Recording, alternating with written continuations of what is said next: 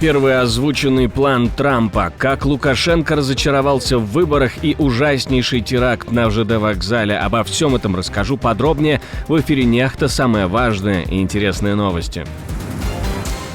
Международный уголовный суд проведет расследование против своего же прокурора, который выдал ордер на арест Путина.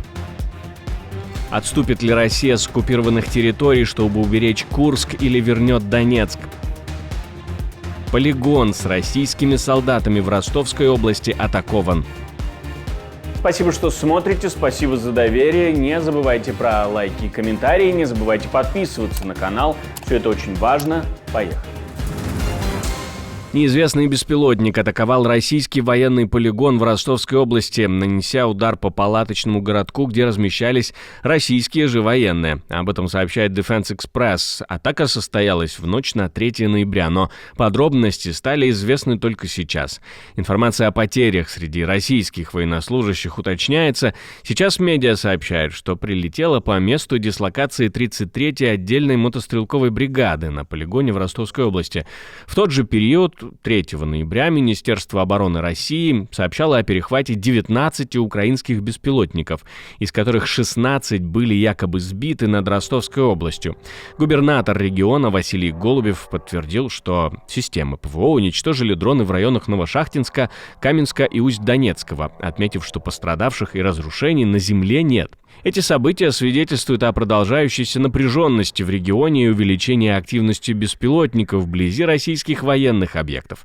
Атаки на военные объекты с использованием дронов становятся все более частыми, что подчеркивает необходимость усиления мер противовоздушной обороны и повышения готовности к подобным инцидентам. Но пока готовы они только информационно. План Трампа по Украине включает сдачу территорий, но и российских тоже. Один из вариантов плана 47-го президента США по Украине, по информации The Telegraph, предполагает размещение европейских и британских войск вдоль 1200-километровой буферной зоны между российскими и украинскими силами. Это необходимо для заморозки текущей линии фронта и откладывания вступления Украины в НАТО на 20 лет. В обмен на это США планируют снабдить Украину оружием, чтобы сдерживать Россию от возобновления боевых действий.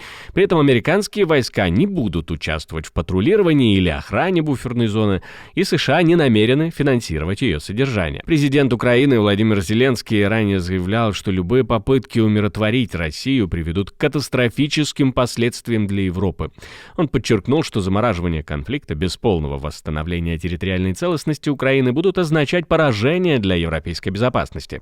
Потенциальные последствия размещения иностранных войск на линии разделения могут быть такими. Присутствие европейских и британских сил может сдерживать дальнейшую агрессию и обеспечивать относительную стабильность в регионе. Отсрочка вступления Украины в НАТО наверняка вызовет недовольство среди украинского населения и политиков, нацеленных на евроатлантическую интеграцию. Ну и присутствие войск НАТО вблизи российских границ Москва может воспринять как провокацию, что потенциально приведет к росту напряженности. Важно тут отметить, что этот план лишь один из нескольких рассматриваемых командой Трампа. Его реализация будет зависеть от многих факторов, включая международную поддержку и внутренние политические решения в самой Украине. Россия стремится как можно быстрее вытеснить украинские войска из Курской области, опасаясь возможного плана Дональда Трампа по заморозке конфликта по текущей линии фронта, пишет об этом Forbes. Если такой план будет реализован, Россия может потерять около 700 квадратных километров своей территории в обмен на удержание примерно 20% оккупированных украинских земель, что составляет около 116 тысяч квадратных километров. То есть спешка объясняется опасениями, что текущая линия фронта может быть зафиксирована в качестве новой границы, что приведет к потере российской территории. Сейчас задача, наверное, России какая? Вот на этот период, пока Трамп определяется с командой, определяется сценариями, определяется, что и как он будет делать, они, с одной стороны, будут говорить о возможности переговоров, с другой стороны, будут стараться максимально вытеснить украинские войска с Курской области, ну и что-то там еще захватить на востоке Украины. Для того, чтобы когда какие-то переговоры начнутся, у них были более мощные там стартовые позиции. Ну, в Курской области просто есть понимание, что если они ее полностью не скажем так, вернуть себе назад, то это будет очень серьезный аргумент со стороны Украины и очень серьезный аргумент со стороны Трампа. И они пытаются сейчас этот аргумент выбить. Пока у них не очень хорошо выходит, но будем надеяться, что это будет и дальше. И Украина все-таки эту операцию в Курской области сможет использовать по максимуму, если не в качестве обмена, то, по крайней мере, в качестве какого-то инструмента влияния на Российскую Федерацию. Наша команда существует благодаря вам. Поддержите ее, чтобы мы могли продолжать нашу работу.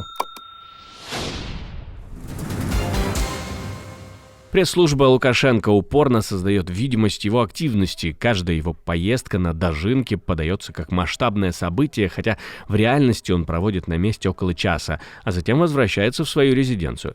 Несмотря на короткие визиты, канал Пул Первого разворачивает информационную кампанию, публикуя посты на протяжении 7-8 часов и оставляя впечатление, что Лукашенко якобы проводит весь день среди людей. Частота и стиль этих визитов указывают на предвыборную кампанию. При этом пресс-служба почти никогда не сообщает о точном времени его отъезда, что позволяет поддерживать иллюзию длительного присутствия. Примечательно, что даже на зарубежных поездках, таких как в Москву или Монголию, создается искусственное ощущение его непрерывного присутствия, хотя Лукашенко уже давно покидает место событий раньше. Частота и стиль этих визитов указывают на предвыборную кампанию. При этом пресс-служба почти никогда не сообщает о точном времени его отъезда, что позволяет поддерживать иллюзию длительного присутствия. Примечательно, что даже на зарубежных поездках, таких как в Москву или Монголию, создается искусственное ощущение его непрерывного присутствия, хотя Лукашенко уже давно покидает место событий. Подобная показуха, как отмечают наблюдатели, также связана с его физическим состоянием. Длительные поездки и активность, судя по всему, становятся для него все более сложными. Вы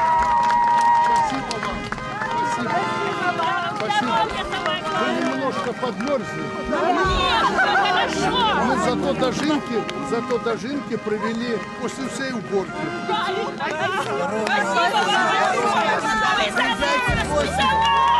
Спасибо.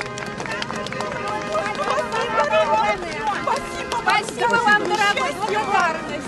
Вот я вам руку пожал, будете долго жить и здоровым. Александр Григорьевич, ваше выражение вчера насчет президента Байдена. Во всех новостях смотрим. Да? Лучше, чем вы сказали, никто в мире не сказал. Спасибо. Удачи вам, здоровья. Спасибо. Большую часть времени Лукашенко проводит в загородной резиденции Озерной или в других местах отдыха, как, например, в деревне Александрия, куда он отправляется на восстановление перед зарубежными визитами.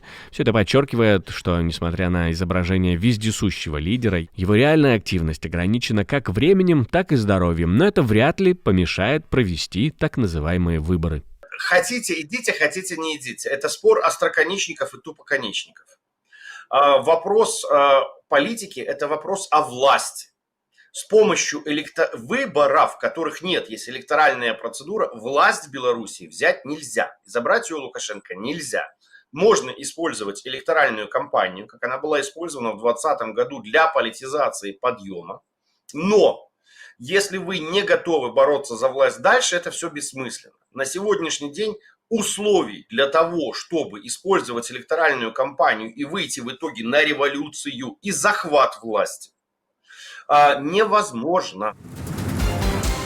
Прокурор Международного уголовного суда подозревается в совершении преступлений сексуального характера. Суд в Гааге инициировал расследование в отношении своего главного прокурора Карима Хана, того самого, который выдал ордер на арест Путина и Львова и Беловой, так называемый уполномоченный по правам ребенка в РФ в марте 23-го, обвиняя их в незаконной депортации детей с оккупированных территорий Украины в Россию. Хана обвиняют в сексуальных домогательствах. По данным Reuters, среди стран-участниц МУС был распространен внутренний документ с призывом к Хану временно отстраниться от должности на период расследования. Сам Хан отвергает обвинения и запросил проведение внутреннего расследования. Но предполагаемая жертва выражает сомнения в независимости этого процесса, поскольку его возглавляет бывший подчиненный Хана.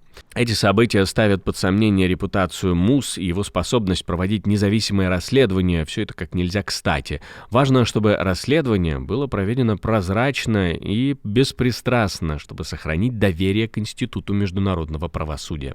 Дело же не только в личности человека, который там подписывал эти ордера. Там же работает целая команда, правильно?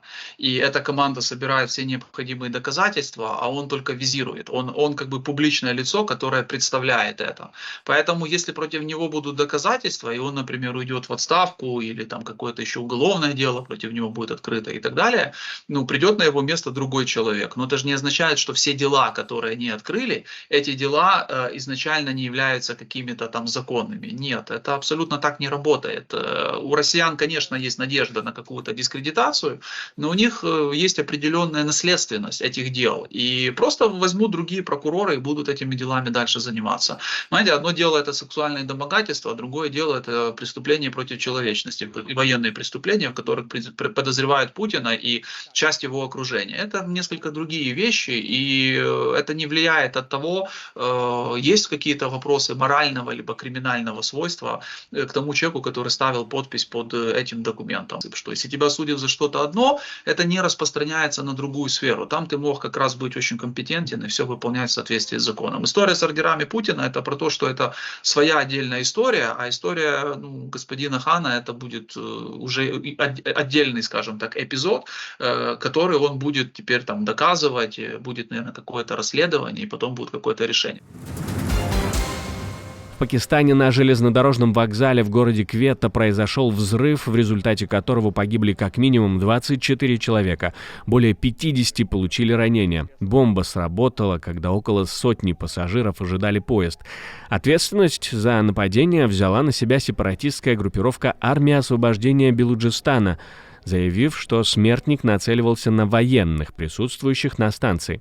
Эта группировка известна своими атаками на правительственные и военные объекты, а также на инфраструктуру, включая железнодорожные станции и линии электропередач. Спасибо, что смотрите, спасибо за доверие. Не забывайте про лайки и комментарии, не забывайте подписываться на канал, все это очень важно. Ну и не забывайте про кнопочку «Супер спасибо», ведь так вы можете нас поддержать. У меня на этом все, до встречи и хороших вам новостей.